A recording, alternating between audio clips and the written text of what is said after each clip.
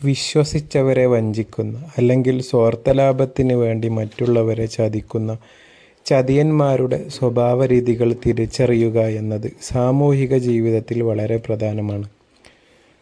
അവരുടെ 5 പ്രധാന ലക്ഷണങ്ങൾ. 1. അമിതമായ വശീകരണവും പുകഴ്ത്തലും. ചതിയന്മാരുടെ ആദ്യത്തെ ആയുധം മധുരമായ വാക്കുകളാണ്. നിങ്ങളെ അമിതമായി പുകഴ്ത്തുകയും നിങ്ങൾക്ക് കേൾക്കാൻ സുഖമുള്ള കാര്യങ്ങൾ മാത്രം പറയുകയും ചെയ്ത് അവർ നിങ്ങളുടെ വിശ്വാസം പിടിച്ചുപറ്റും. എങ്ങനെ അവരെ തിരിച്ചറിയാം? സന്ദർഭമില്ലാതെ നിങ്ങളെ പുകഴ്ത്തുന്നതും പെട്ടെന്ന് തന്നെ വളരെയധികം അടുപ്പം കാണിക്കുന്നതും ഇവരുടെ രീതിയാണ്. ഉള്ളിൽ കപടത വെച്ചുകൊണ്ടാണ് ഇവർ പുറമേ സ്നേഹം പ്രകടിപ്പിക്കുന്നത്. 2. ഉത്തരവാദിത്തങ്ങളിൽ നിന്നുള്ള ഒളിച്ചോട്ടം. തങ്ങൾ ചെയ്ത തെറ്റുകൾ ഒരിക്കലും ഇവർ സമ്മതിച്ചു തരില്ല. എന്തെങ്കിലും പ്രശ്നമുണ്ടായാൽ അതിൻ്റെ കുറ്റം മറ്റുള്ളവരുടെ തലയിൽ കെട്ടിവെക്കാൻ ഇവർ മിടുക്കരായിരിക്കും. എപ്പോഴും ഇവർ സ്വയം ഒരു ഇരയായി ചിത്രീകരിക്കും. ഞാൻ ചെയ്തതല്ല, അവൻ കാരണമാണ് ഇങ്ങനെ സംഭവിച്ചത് എന്ന വാദം ഇവരുടെ സ്ഥിരം പല്ലവിയാണ്. 3. രഹസ്യങ്ങൾ സൂക്ഷിക്കുന്നതിലെ വിശ്വാസവഞ്ചന. മറ്റൊരാൾ വിശ്വസിച്ചേൽപ്പിച്ച കാര്യങ്ങൾ സ്വന്തം ലാഭത്തിനായി അവർ മറ്റുള്ളവരോട് പറയും. നിങ്ങളോട് മറ്റൊരാളുടെ രഹസ്യം പറയുന്ന ഒരാൾ നാളെ നിങ്ങളുടെ രഹസ്യവും മറ്റൊരാളോട് പറയും എന്നതിൽ സംശയം വേണ്ട. കൂടെയില്ലാത്ത ഒരാളെക്കുറിച്ച് മോശമായി സംസാരിക്കുകയോ അവരുടെ സ്വകാര്യ വിവരങ്ങൾ പങ്കുവെക്കുകയോ ചെയ്യുന്ന സ്വഭാവം ഇത്തരക്കാരിൽ കൂടുതലായിരിക്കും. 4. സ്വാർത്ഥതയും അവസരവാദവും. ചതിയന്മാർക്ക് എപ്പോഴും സ്വന്തം താൽപ്പര്യങ്ങൾക്കായിരിക്കും മുൻഗണന. ഒരു ബന്ധം കൊണ്ട് തനിക്ക് എന്ത് ലാഭമുണ്ടാകും എന്ന് മാത്രമേ അവർ ചിന്തിക്കൂ. ലാഭമുള്ളപ്പോൾ കൂടെ നിൽക്കുകയും ആവശ്യ സമയത്ത് കൈവിടുകയും ചെയ്യുന്ന ഇവരുടെ പ്രധാന ഒരു ലക്ഷണമാണ്. എങ്ങനെ ഇവരെ തിരിച്ചറിയാം? സ്വന്തം ആവശ്യങ്ങൾ വരുമ്പോൾ മാത്രം നിങ്ങളെ തേടി വരികയും നിങ്ങളുടെ ആവശ്യ സമയത്ത് ഒഴിഞ്ഞു മാറുകയും ചെയ്യുന്നവരാണിവർ. 5. സംസാരത്തിലെ വൈരുദ്ധ്യങ്ങൾ. ഇവർ പറയുന്ന കാര്യങ്ങളിൽ ഒരിക്കലും ഒരു വ്യക്തതയോ സ്ഥിരതയോ ഉണ്ടാകില്ല. ഒരാളോട് പറയുന്ന കാര്യമായിരിക്കില്ല മറ്റൊരാളോട് പറയുന്നത്.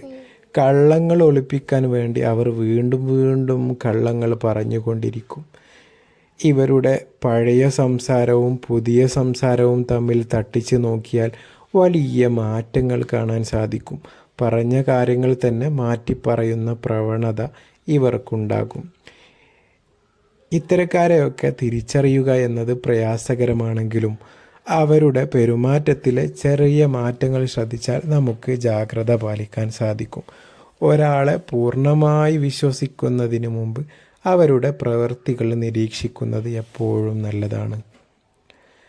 ഇതുമായി ബന്ധപ്പെട്ട ഒരു ചരിത്രം നമുക്ക് പറയാം. ലോക ചരിത്രത്തിലെ തന്നെ ഏറ്റവും വേദനിപ്പിക്കുന്നതും വിശ്വസിക്കാനാവാത്തതുമായ ഒരു വഞ്ചനയുടെ കഥയാണ് മാർക്കസ് ബ്രൂട്ടസിൻ്റേത്. BC 44 റോമിനെ നടുക്കിയ ഈ സംഭവം നടക്കുന്നത്. ജൂലിയസ് സീസർ റോമിലെ ഏറ്റവും ശക്തനായ ഭരണാധികാരിയായിരുന്ന കാലം. സീസറിൻ്റെ ഏറ്റവും വിശ്വസ്തനായ സുഹൃത്തായിരുന്നു ബ്രൂട്ടസ്. സീസർ ബ്രൂട്ടസിന് ഏറ്റവും സ്വന്തം മകനെ പോലെയാണ് സ്നേഹിച്ചിരുന്നത്. ബ്രൂട്ടസിന് വലിയ പദവികളും അധികാരങ്ങളും സീസർ നൽകിയിരുന്നു. സീസറിനെ കൊല്ലാൻ റോമിലെ മറ്റ് സെനറ്റർമാർ ഗൂഢാലോചന നടത്തിയപ്പോൾ അവർക്ക് ബ്രൂട്ടസിൻ്റെ സഹായം അത്യാവശ്യമായിരുന്നു. കാരണം ബ്രൂട്ടസ് കൂടെയുണ്ടെങ്കിൽ ആ കൊലപാതകത്തിന് രാജ്യസ്നേഹം എന്ന ലേബൽ നൽകാൻ അവർക്ക് കഴിയുമായിരുന്നു. രാജ്യസ്നേഹത്തിൻ്റെ പേരിൽ ഒരു വഞ്ചന. സീസർ ഒരു ഏകാധിപതിയാകാൻ ശ്രമിക്കുകയാണെന്നും അത് റോമിന് അപകടകരമാണെന്നും പറഞ്ഞ് ഗൂഢാലോചനക്കാർ ബ്രൂട്ടസിനെ വിശ്വസിപ്പിച്ചു. എനിക്ക് സീസറിനെ ഇഷ്ടമാണ്, പക്ഷേ റോമിനെ അതിനേക്കാൾ ഇഷ്ടമാണ് എന്ന ന്യായം പറഞ്ഞ് ബ്രൂട്ടസ് സ്വന്തം സുഹൃത്തിനെ കൊല്ലാൻ തയ്യാറായി. മാർച്ച് 15 സെനറ്റിൽ വെച്ച് ഗൂഢാലോചനക്കാർ സീസറെ വളഞ്ഞു. ഓരോരുത്തരായി അദ്ദേഹത്തെ കുത്തിപ്പരിക്കേൽപ്പിച്ചു. സീസർ അവരെയെല്ലാം പ്രതിരോധിക്കാൻ ശ്രമിച്ചു. എന്നാൽ തൻ്റെ ഏറ്റവും പ്രിയപ്പെട്ട സുഹൃത്തായ ബ്രൂട്ടസ് കയ്യിൽ കത്തിയും പിടിച്ച് തന്നെ കുത്താൻ വരുന്നത് കണ്ടപ്പോൾ സീസർ തകർന്നുപോയി.